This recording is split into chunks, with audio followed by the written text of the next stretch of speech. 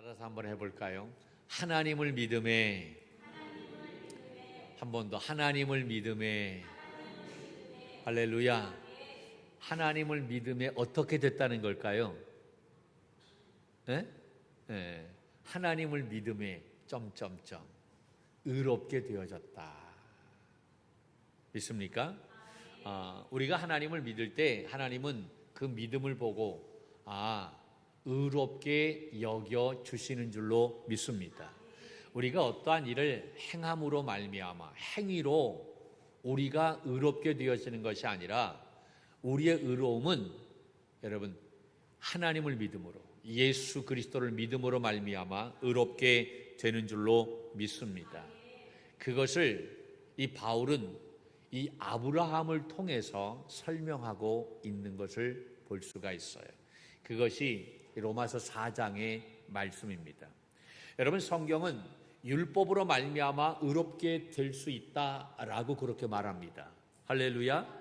율법을 지킴으로. 그래서 유대인들이 율법하고 외치는 이유가 바로 여기에 있는 거예요. 왜냐하면 그 율법을 지켜야만 의롭게 될 수 있기 때문에. 그래서 율법을 굉장히 중요하게 생각했던 것입니다. 그런데 문제는 뭐냐면 우리가 아무리 율법을 지키려고 했어도 그 율법을 100% 지킬 수가 없다는 얘기지요. 그 100% 지켜야만 우리가 의로워질 수 있는데 그럴 수가 없어요. 그러니까 우리가 불의한 존재가 되어졌던 거지요. 불의하게 되면 하나님의 진노가 임할 수밖에 없는 거예요. 안타까운 일이지요. 그런데 이러한 우리에게 하나님의 은혜가 주어졌습니다. 그 하나님의 은혜는 바로 뭐냐면 이 율법 외에 또 다른 방법으로 우리가 의롭게 될 수 있다라는 것입니다. 그것을 바울은 이 로마서 4장에서 이야기하고 있는데 그것이 바로 뭐냐? 믿음이다라고 하는 거예요. 할렐루야. 믿음으로 말미암아 우리가 의롭게 될 수 있다. 우리가 예수 그리스도를 믿음으로 말미암아 속량, 다시 말해서 죄의 사함을 받게 되고 그래서 우리가 의롭게 될 수 있다. 그렇게 되면 우리가 하나님의 진노를 피할 수가 있다라고 하는 것입니다. 이것이 지난주에 나누었던 말씀입니다. 그런데 이 유대인들은 이 바울의 말을 인정하지 않았어요. 바울에게 뭐라고 얘기하냐면 야, 그것은 너의 개인적인 생각이잖아. 너의 개인의 말이지. 그러면서 바울의 말을 믿으려고 하지 않았어요. 그러면서 말하는 것이 야, 믿음으로 말미암아 의롭게 되어진다라고 하는 근거가 있어? 라고 말하면서 의문을 제기했던 거예요. 그러자 바울은 여러분 로마서 3장 21절 말씀이 중요하다고 그랬어요. 이 3장 21절에 뭐라고 말하고 있느냐 하면 여러분 이 3장 21절은 그 앞에 뭐가 빠졌다고요? 그러나가 빠졌어요. 그러나를 우리가 붙여서 한번 읽어보겠습니다. 시작. 그러나 이제는 율법 외에 하나님의 한 의가 나타났으니 율법과 선지자들에게 증거를 받은 것이라. 아멘. 할렐루야. 여러분, 이 말씀은 율법 외에 의롭게 되는 방법은 내가 만든 것이 아니다. 내가 생각한 것이 아니다.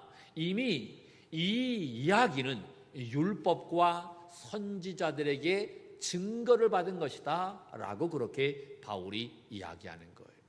여기서 말하는 율법이라고 하는 것은 모세오경을 이야기하는 거예요. 유대인들이 가장 중요하게 생각한 것은 모세오경이잖아요. 그때 당시에 모세오경은 바로 무엇을 이야기하냐면 성경을 말하는 거예요. 너희들이 그렇게 중요하게 생각하는 그 성경, 그 모세오경에 뭐라고 기록되어 있느냐면 믿음으로 의롭게 되어진다라고 그렇게 되어 있다라는 거예요. 뿐만 아니라 선지자들도 그렇게 이야기했다라는 이야기인 것입니다. 선지자들에게 증거를 받았다. 이 선지자들은 선지서를 이야기하지요. 그 많은 선지자들이 와서 그 이야기했던 것이 바로 뭐냐? 믿음으로 의롭게 된다라고 하는 겁니다. 그러므로 이 바울이 이야기하는 것은, 이 믿음으로 의롭게 되어지는 것은 너희들이 이야기하는 것처럼 내 생각이 아니다라고 하는, 이미 이것은 말씀 속에서, 성경에서, 또 뿐만 아니라 선지자들이 이야기한 것이다. 그러니까 성경이, 구약 성경이 증언한 그러한 내용이다라고 말하는 거예요. 그 예를 바로 아브라함을 들어서 말하고 있는 거예요. 여러분, 유대인들은 가장 존경하는 사람이 바로 누굽니까? 아브라함이지요. 그들은 누구의 후손이 되기를 원하고 있어요? 아브라함의 후손이다라고 하는 자부심을 가지고 있어요. 아브라함 하면 뭐 굉장한 그러한 존재로 생각하잖아요. 믿음의 조상, 우리는 믿음의 후손이야, 선택받은 사람들이야 라고 그렇게 생각하고 있는데, 그 아브라함의 예를 들어서 믿음으로 말미암아 의롭게 된다라고 하는 것을 이 로마서 4장에서 설명하고 있는 거예요. 여러분, 맨 처음에 하나님께서 율법을 주신 사람이 바로 누굽니까? 맨 처음에 하나님께서 율법을 누구에게 주셨어요? 모세에게 주셨어요. 그것이 출애굽기 20장의 말씀입니다. 그렇죠? 시내산에서 모세 보고 올라오라 라고 얘기하죠. 거기에서 10계명을 주셨어요. 그게 20장의 말씀입니다. 그리고 23장까지의 말씀이 바로 어떠한 내용이냐면 그 각종 율법에 관한 내용들이 다 기록이 되어져 있어요. 10계명이고 그 율법의 내용이 613가지인데 거기에 대한 내용들이 쫙 기록되어져 있는 것을 볼 수가 있어요. 그것을 이제 축약해서 나와 있는 그러한 모습이지요. 여러분, 이 10계명의 말씀은 출애굽기뿐만 아니라 신명기에도 나와 있어요. 신명기 5장의 말씀에 나와 있는데 6장 말씀을 보면 25절에 보면 이렇게 되어 있는 것을 볼 수가 있어요. 신명기 6장 25절 볼까요? 시작.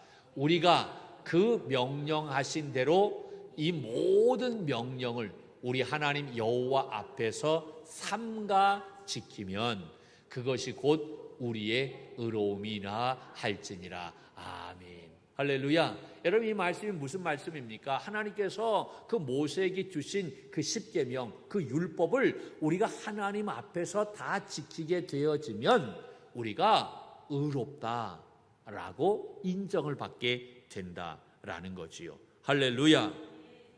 자, 그러면 하나님께서 모세에게 이 10계명을 주셨어요. 율법을 주셨어요.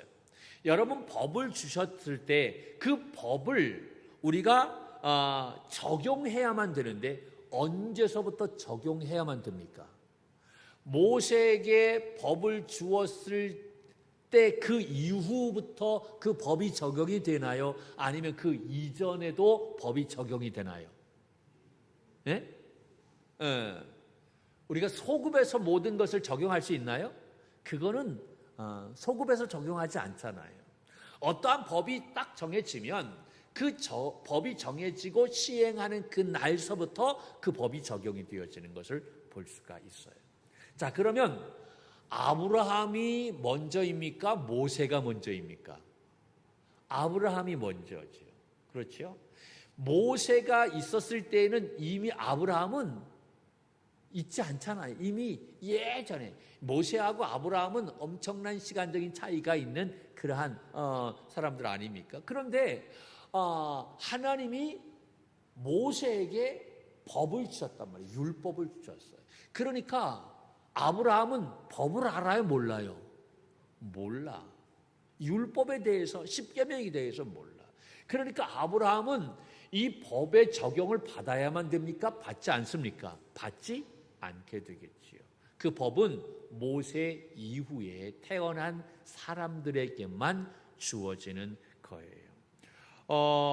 자, 그렇다고 한다면 그 모세 이전에 태어났던 사람들, 율법을 몰라요. 그렇다고 한다면 율법을 우리가 완전히 지키게 될 때 의롭게 되어지는데, 그러면 이 율법을 모르는 사람들은 어떻게 의롭게 될 수 있느냐라는 이야기지요. 어떻게 의롭게 될 수 있을까요?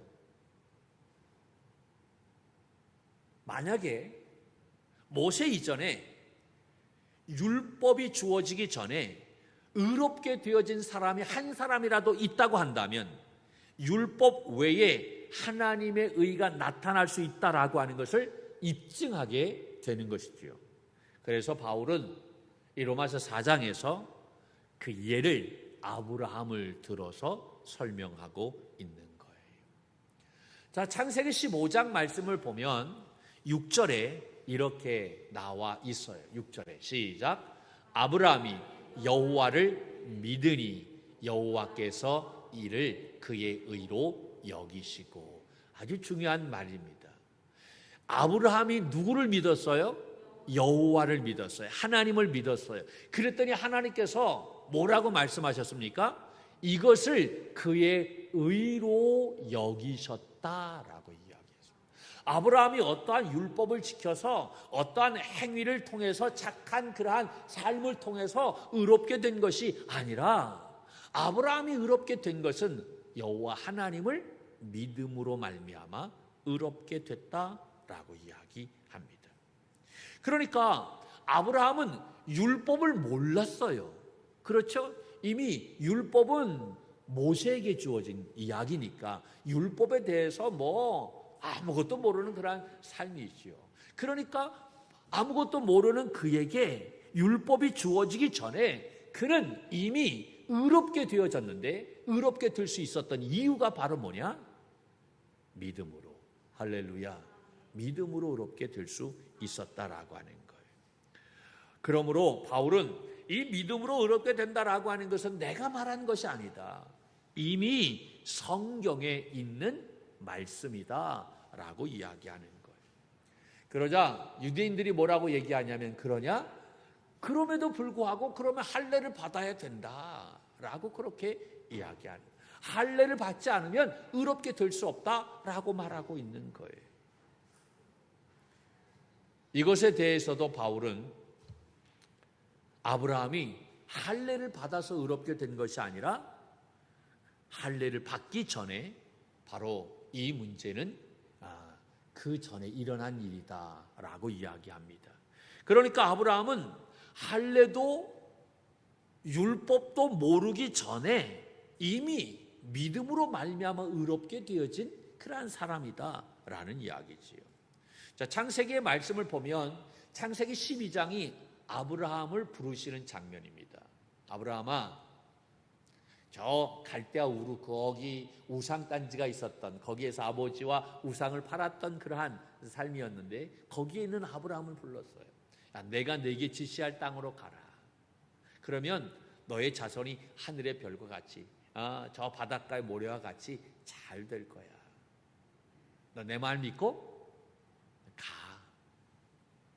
그래서 이 아브라함이 그 하나님의 말씀을 듣고 그 모든 것을 다 내려놓고 고향 친척을 떠나 가게 되어지죠. 그것이 12장에 나와 있는 말씀입니다. 그러다가 창세기 15장의 말씀에 어떠한 내용이 있느냐 하면 이 아까 우리가 읽었던 말씀 15장에 보면 그가 누구를 믿음으로? 하나님을 믿음으로, 여호와를 믿음으로 말미암아 하나님께서 그를 의롭다 인정해 주셨어요. 그리고 난 다음에 한 것이 바로 뭐냐면 이 아브라함이 하나님과 언약을 맺게 되어져요. 그것을 횃불 언약이라고 말합니다. 짐승을 가운데로 쪼개 하나님이 있고 아브라함이 있어. 짐승을 쪼개고 내가 하나님의 말씀대로 잘 지켜 행하게 될 때에 하나님께서 축복해 주신다. 그리고 네가 그 말씀을 지키지 않으면 너 문제가 되어질 거야 라고 하나님과 아브라함이 언약을 맺는 거예요. 근데 그 언약을 맺는데 그 짐승을 쪼갠 그 사이에 무엇이 지나가? 횃불이 지나가.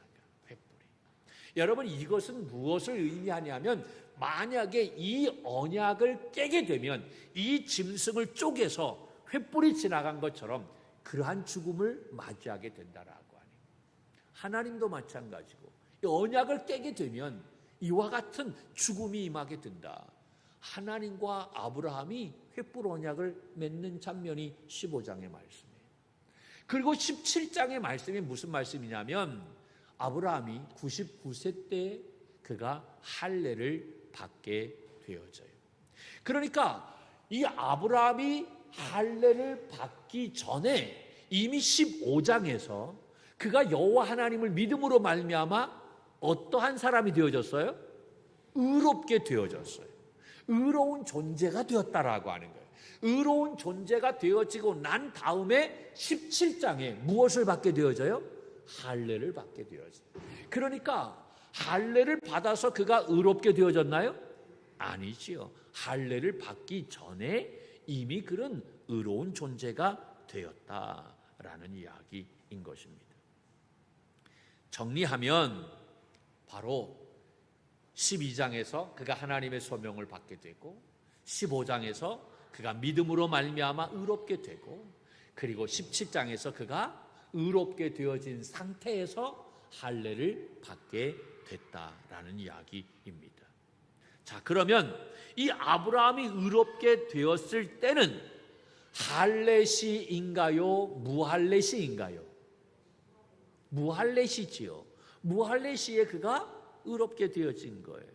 그러면 아브라함이 의롭게 되었을 때에는 할례자로서인가요? 무할례자로서인가요? 무할례자로서인 것입니다. 여러분, 이 이야기가 로마서 4장에 나와 있는 거예요. 맨 처음에 읽을 때는 이게 도대체 무슨 말인가? 할례자로서인가 무할례자로서인가 뭐 할례시인가 무할례시인가 많은 이러한 이야기가 나오는데 그 이야기가 바로 이러한 이야기인 거예요. 9절에서부터 11절까지의 말씀을 한번 보십시다. 자, 이렇게 되어져 있어요. 시작. 그런즉 이 복음이 할례자에게냐 혹은 무할례자에게도냐 무릇 우리가 말하기를 아브라함에게는 그 믿음이 의로 여겨졌다 하노라. 그런즉 그것이 어떻게 여겨졌느냐? 할례시냐 무할례시냐? 할례시가 아니요 무할례시니라. 그가 할례의 표를 받은 것은 무할례시의 믿음으로 된 의를 인친 것이니 이는 무할례자로서 믿는 모든 자의 조상이 되어 그들도 의로 여기심을 얻게 하려 하심이라. 아멘. 아멘. 자, 그렇다면 아브라함은 누구의 조상일까요? 누구의 조상입니까? 할례자의 조상입니까? 무할례자의 조상입니까? 네, 다 그럴 줄 알았어. 무할례자의 조상입니다 라고 그렇게 대답할 거예요. 그런데 성경을 보면 모든 자의 조상이다. 왜 그러냐면 여러분 이미 아브라함은 무할례시에 의롭게 되어졌어요. 그렇죠? 무할례시에 의롭게 되어졌지만 나중에 할례를 받았어요. 그렇죠? 그러니까 할례 받은 자의 조상도 돼요, 안 돼요? 되지요. 그러니까 무할례자의 조상도 되고 할례자의 조상도 된다. 그러므로 아브라함은 모든 자의 조상이 된다라는 이야기예요. 이게 4장 16절에 나와 있는 말씀 한번 보십시다. 시작. 그러므로 상속자가 되는 그것이 은혜에 속하기 위하여 믿음으로 되나니 이는 그 약속을 그 모든 후손에게 굳게 하려 하심이라. 율법에 속한 자에게뿐 아니라 아브라함의 믿음에 속한 자에게도 그러하니 아브라함은 우리 모든 사람의 조상이라. 아멘. 할렐루야. 아무리 유대인이라 할지라도 유대인만의 조상이 아닌 거예요. 아무리 유대인이라 해도 그들이 예수 그리스도를 믿지 아니한다면 소용이 없는 거예요. 왜냐하면 아브라함은 믿는 자의 조상이기 때문에 그런 거예요. 그래서 아브라함을 믿음의 조상이라고 말하는 거예요. 로마서 중에 이 4장 말씀이 참 어려워요. 이해하기가 어려운 말씀을 제가 설명한 거예요. 그렇다면 우리도 동일하게 예수님을 그리스도로 믿는 믿음이 있다고 한다면 아브라함이 우리의 조상이 될 수 있나요, 없나요? 있지요. 우리가 믿음을 가지고 있다면 아브라함이 우리의 조상이 되는 거예요. 할례를 받았느냐 할례를 받지 않았느냐, 내가 유대인이냐 유대인이 아니냐, 남자냐 여자냐, 자유인이냐 노예인이냐, 뭐 상전이냐 뭐 아랫사람, 이것이 문제가 아니라 누구든지 예수를 그리스도라고 믿는다고 한다면, 그 믿음을 가지고 있다고 한다면 그 사람은 모두가 아브라함의 후손이고 아브라함은 그 모든 사람의 조상이 된다라는 사실입니다. 할렐루야. 그러므로 중요한 것은 신분이 아니다라고 하는 거예요. 무엇이 중요한 것입니까? 믿음이 중요한 것입니다. 따라서 하십시다. 오직 믿음. 오직 믿음. 할렐루야. 여러분, 믿음만이 우리가 온전한 삶, 그런 믿음만이 정말로 우리가 하나님의 귀한 자녀가 되는 줄로 믿습니다. 아브라함이 하나님을 믿음으로 의롭게 된 것입니다. 율법을 통해서 할례를 받아서 의롭게 된 것이 아니, 어떤 행위를 함으로 의롭게 된 것이 아닙니다. 그러므로 우리도 믿음으로 의롭게 되는 것이고 그 믿음으로 아브라함의 자손이 되는 것입니다. 할렐루야. 이 믿음으로 구원받은 자답게, 하나님의 자녀답게, 아브라함의 후손답게 우리가 믿음의 선한 영향력을 미치는 우리 믿음의 청지기들이 될 수 있기를 주님의 이름으로 간절히 축복합니다.